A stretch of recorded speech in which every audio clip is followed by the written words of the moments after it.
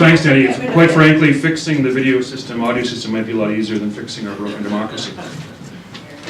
And I concur with everything that Link said in terms of the way responsible government is supposed to work and the role of Parliament in holding the government to account. And I'm going to talk about why that's broken down and maybe some of the things that we can do to try to remedy it.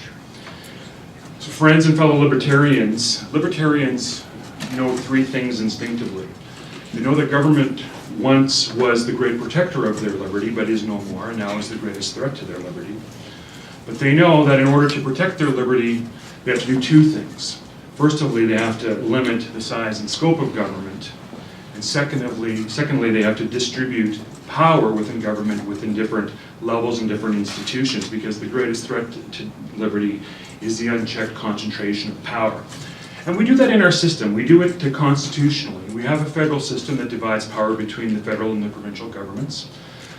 The provincial government further delegates by delegating matters of local authority to cities, counties, municipal districts, towns, and villages.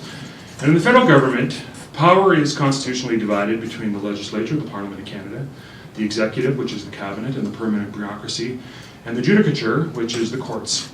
And they all have a check on each other. And in the federal system, we further divide legislative power between two houses of Parliament, the elected House of Commons, where I have the honor of sitting, and the unelected Senate, which is part of the problem, but I would suggest not the major part of the problem, quite ironically. And the courts provide a check on both parts. The legislature is supposed to hold the government to account, bring it down if it acts improperly and if the Parliament loses confidence in the House. And the courts, of course, exist to make sure that both the Parliament and the executive don't exceed their authority. So that's the way the system is supposed to work. Now, I, friends, am a conservative with a small c, apparently. Accordingly, I have an inherent mistrust of government and government institutions. I, too, share your libertarian values. I believe that government is necessary, as there are many projects and public works that can be achieved collectively much easier and sometimes cheaper than if they were attempted severally or by citizens. However, I believe that said projects are fewer than commonly believed. Although necessary, I continue to believe that the government that governs least governs best. As a result, and I share Link's concerns, I believe that in the modern era of government, governments at all levels, federal, provincial, municipal, have grown too big, have attempted too much, and have grown too expensive. Social engineering and well-intentioned attempts at improving the human condition have led to a government knows best philosophy guiding the modern nanny state. The result is government institutions consuming greater and greater portions of our private resources, while simultaneously digging themselves deeper and deeper into debt. For close to 100 years, the government of Canada could pay its bills as they became due, went into debt during both world wars, paid them thereafter. But the modern welfare state and its requirements both for greater program spending and an expensive bureaucracy to administer universal social programs have burdened Canada with an excess of $650 billion of accumulated debt. Provinces, including our own home province, resource-rich Alberta, now routinely run deficits. Even municipalities have got into the debt financing business. My home here, located in Edmonton, will see its property taxes increase by 5% this year, while the city pays off its $2.2 billion debt. And this is all occurring while infrastructure, primarily roads and bridges, continue to deteriorate. None of it is sustainable. The myth that governments can continue to spend in excess of revenue has been dispelled. Welfare states such as Greece, Portugal, Spain have all had to renegotiate their debt loads and had to implement extreme austerity as a condition precedent for continued refinancing. Closer to home, and we are nowhere near the predicament of Greece or Spain, but closer to home, debt servicing charges and interest remain a problem for many governments in Canada. The government of Canada currently allocates 11 cents of every tax dollar towards interest and debt financing charges. Accordingly, federal income taxes could be reduced, or alternatively spending could be increased by 11% if governments over the last half-century had exercised more fiscal discipline. Meanwhile, municipalities such as my hometown of Edmonton list interest as the second largest item on its budget. Only police service ranks higher than interest on the Edmonton expenditure statement. a sobering reflection every time I drive through a pothole. So how did we get into this mess? Stated simply, our elected officials have failed us in their duty to be stewards over the public purse. Whereas government institutions by their very nature will attempt to grow both in scope and size, it is incumbent upon the legislatures, the parliament, and the municipal city councils and county councils to provide a check on said attempts at expansive growth. Because it is not realistic to expect civil servants at any level to exercise fiscal discipline.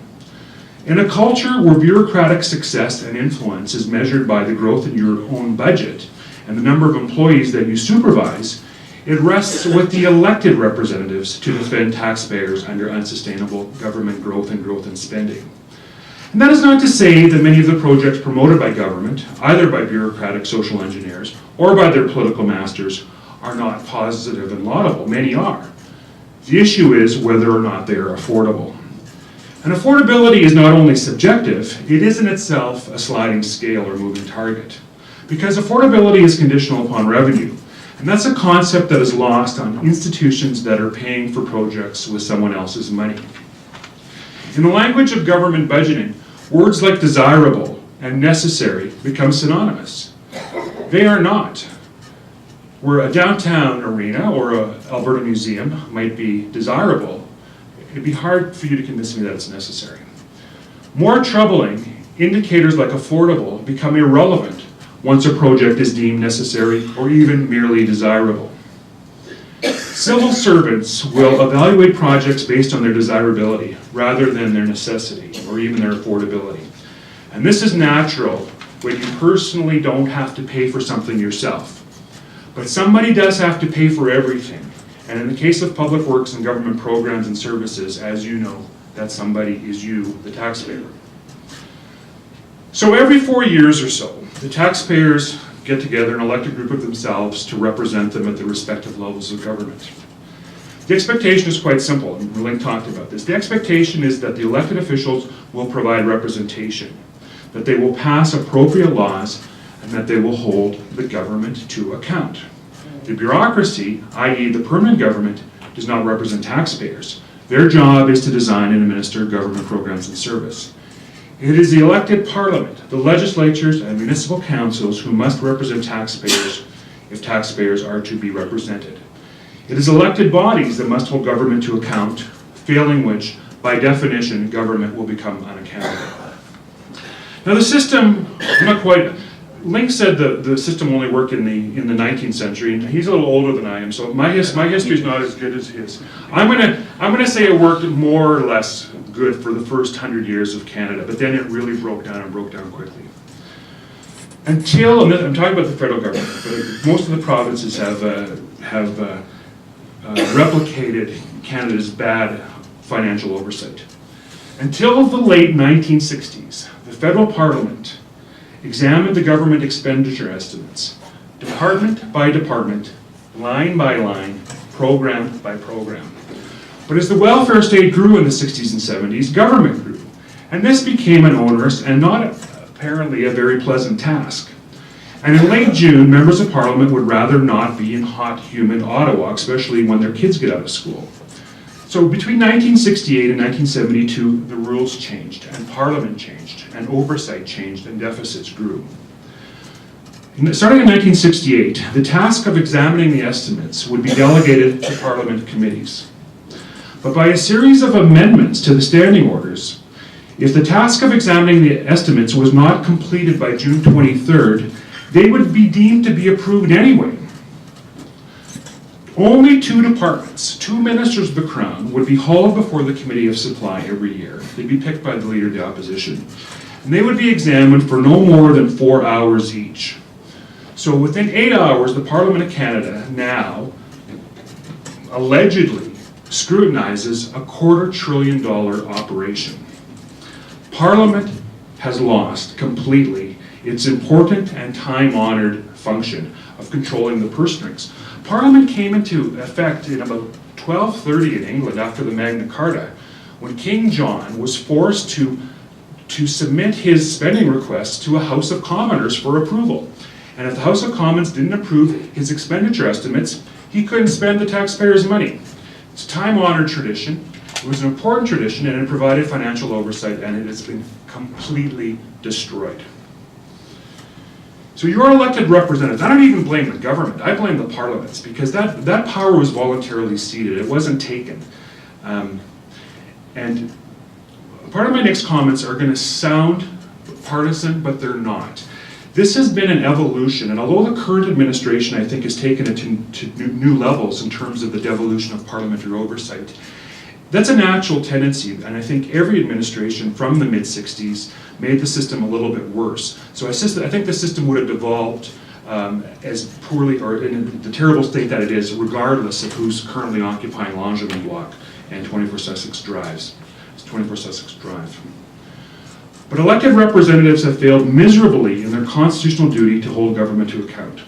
Consolidation of power, first in the cabinet and more recently in the Prime Minister's office, has not only led to diminished role for Parliament in the budgetary and legislative processes, but it has led to the predictable growth in government size and expense and a cumulative $650 billion debt. Now, compared to other democracies, Canada would be comparatively a well-developed democracy, but we are showing severe signs of democratic weakness. In the last 50 years, power, and I think this is indisputable, power and authority has shifted away from Parliament, first to the cabinet, and then in the 60s and 1970s, as government grew, bigger government, bigger budgets, cabinets grew. And the Prime Minister soon discovered that you can't hold a cabinet meeting with more than 30 people in the room. And I think we all know that. Anybody who's ever been on a board of directors knows that if there's more than 10 or 12 people in the room, the meeting doesn't go very smoothly.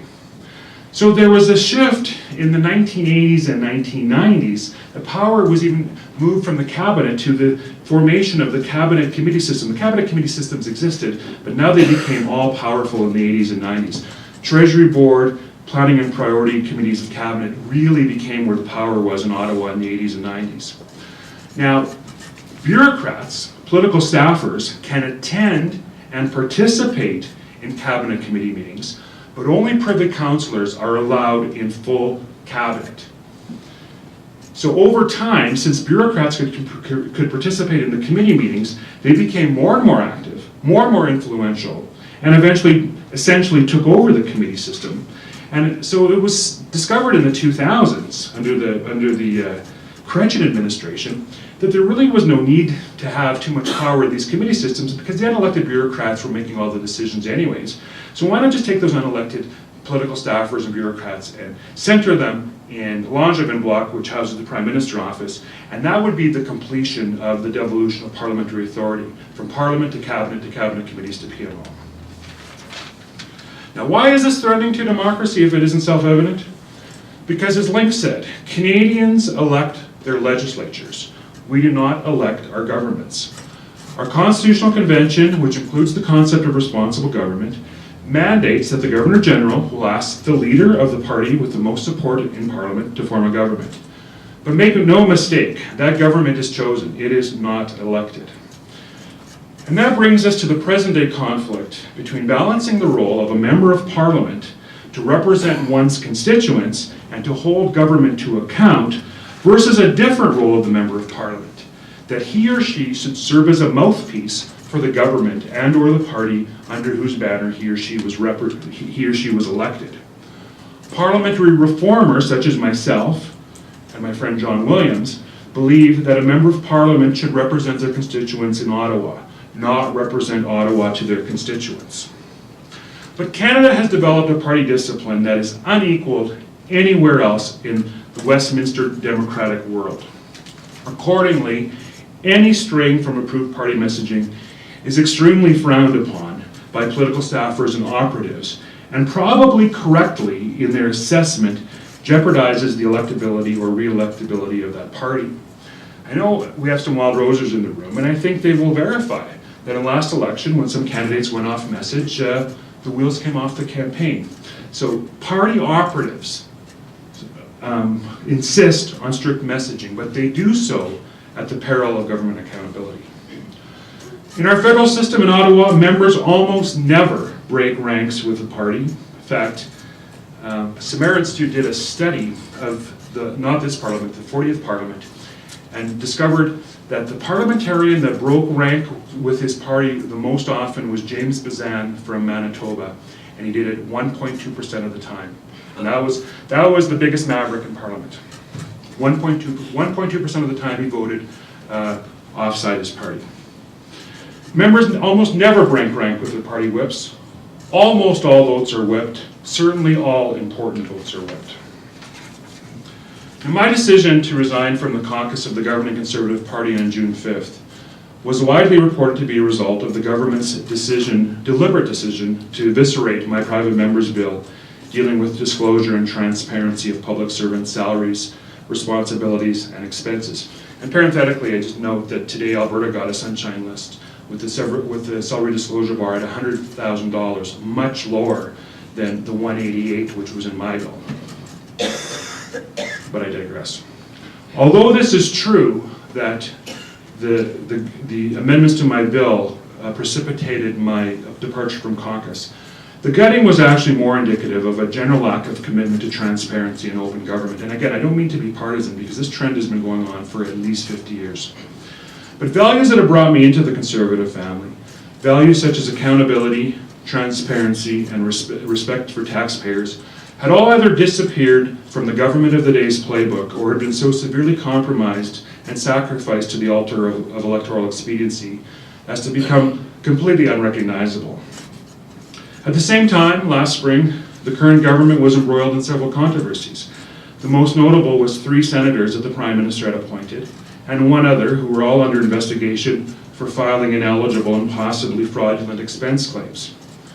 But more scandalous, much more scandalous in my view, was the scandal involving the executive in the form of the then Chief of Staff of the Prime Minister's office, gifting $90,000 to a sitting legislator in an effort to make the scandal go away and salvage the reputation of the government appointment and its key fundraising asset. This action, PMO interfering with the Legislative Committee, a Senate committee, represents an obvious lack of separation between the executive and legislative branches of the Canadian government. And it shocked many Canadians, and it's facilitated RCMP investigations into both the actions of the former Chief of Staff and the Senate. But what Canadians do not appreciate is that inside the Ottawa bubble, that lack of separation happens every day. The executive meddling in the affairs of the elected parliament, members of parliament, House of Commons committees, and now even Senate committees. And the fact that this scandal could occur without the Prime Minister's knowledge, and I firmly believe that it occurred without the Prime Minister's knowledge, that his Chief of Staff acted without the Prime Minister's knowledge. But the fact that that could occur without his knowledge, to me, is absolute proof of a system where the checks and balances have completely broke down. There is no accountability within the Prime Minister's office, not even to the Prime Minister. Now, a Prime Minister in Canada may, if he chooses, act with the imperial authority of an American president, but without the system of checks and balances contained in the US Congress. Some have called the Canadian Prime Minister, whose party has a majority of the seats in the House of Commons, a 4-year elected dictatorship. There are few checks on Prime Ministerial power, and certainly none of them exist in the Houses of Parliament. Our caucuses cannot bring down the Prime Minister the way the British Tories defeated Margaret Thatcher, or the way the Australian Labour Party defeated Prime Minister Julie Gillard, and then replaced her with Kevin Rudd, and then reversed their theory on who should be the Prime Minister about a year later. Prime Minister must sign the nomination papers of all potential MPs in order to run. Therefore, the Prime Minister and the leader of every party chooses not only his cabinet, but also his caucus. As a result of these powers, some of which will be addressed by Michael Chong's Reform Act, which I understand Kyle Seebeck was supposed to talk about, so I can answer some questions. I do support the Reform Act. The Reform Act will remedy some of these deficiencies. The bigger problem, though, is that MPs, backbench MPs, aspire to move into cabinet. They aspire to move from the back to the mid to the front benches. Now, cabinet growing, it's now up to 40 members, or 39 members, so your chances are actually pretty good. So party discipline is complete, and it rewards loyalty. Loyalists who don't rock the boat keep your nose clean, keep your head down, read the stupid talking points, and your chances are better than 1 in 3 in getting into cabinet eventually. So the executive, over a generation in Canada, because of the growth of government and because of the lack of Parliament's ability to control it, has grown much too dominant and the Parliament much too weak, some would say even subservient. Sadly, this has evolved to the point that the executive, or the government, regards the legislative branch, or the Parliament, as an inconvenience and frequently without even respect. Prorogations to avoid a confidence vote and to shut down a parliamentary committee investigating Afghan detainee transfers, in addition to 50 time allocation motions or closure motions in a single parliamentary session, is convincing evidence of a government that would prefer to govern by fiat, order in council, and executive order rather than be answerable and accountable to an elected parliament. The result of an executive becoming increasingly unanswerable and therefore unaccountable is that Canadian taxpayers and Canadian citizens are increasingly shut out of the decision-making process, with the government listening only to its political advisors and its unelected bureaucrats. Because, as Link told you, and as I'm confirming, we do not elect our Prime Minister, we do not elect our Cabinet Ministers, you only elect your Member of Parliament, and that's your only entry point into the system. And when that Member of Parliament doesn't have the ability or any ability to hold government to account, democracy has been imperiled. So our system, friends, would greatly benefit if the experience and qualifications of Members of Parliament were more strongly emphasized in the policy-making process, and if Members of Parliament paid as much deference to their constituents as they do to their whips. For democracies to work, there has to be a functional system of checks and balances within the system. For responsible government to work, Parliament must serve as an effective check on executive power.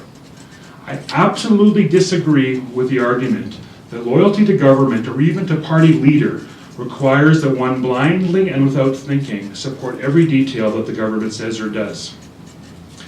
The constructive criticism of government cannot possibly be the equivalent of immunity or even disloyalty, as some have claimed that I have done. In fact, I would suggest that lackeys, sycophants, and yes-men are less valuable to a government's performance than constructive critics who demonstrate their loyalty by constantly changing the government to continually perform even better.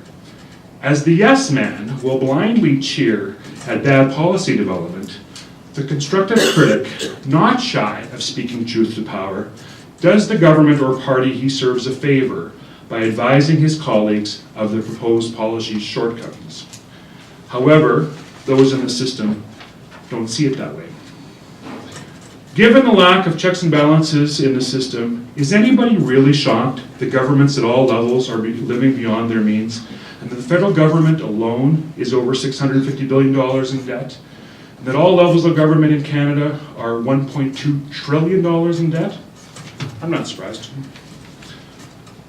I'm disappointed, but I'm not surprised.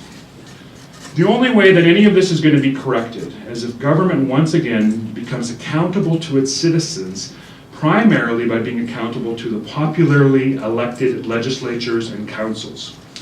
If taxpayers do not demand greater accountability for how governments of all stripes and at all levels spend taxpayer resources, they cannot be surprised when governments and civil servants treat those resources like monopoly money. And as we have seen over the last 45 years, perpetual and systematic deficits resulting in no government oversight and now a $650 billion federal debt. Even well-intentioned leaders, and I believe Canada has a well-intentioned leaders, this is systemic, this is not personal, but even well-intentioned leaders must be subject to checks and balances. Holding to account vets bad legislation and improves good legislation. Holding to account constantly challenges the government of the day to perform even better. Holding to account makes mediocre executives better, good cabinets great, and defeats bad governments. However, and it's a big however, if you consider yourself to be part of the government, as virtually every government backbencher does, you cannot credibly provide checks and balances to that government. You cannot be a meaningful check upon yourself. You cannot simultaneously be a cheerleader and a constructive critic. The roles are incompatible. Having a democratic elected chamber hold to account the appointed executive is the essence of responsible government and is fundamental both to democratic accountability and to good governance. Friends, the current government would benefit from a parliament that actually held it to account.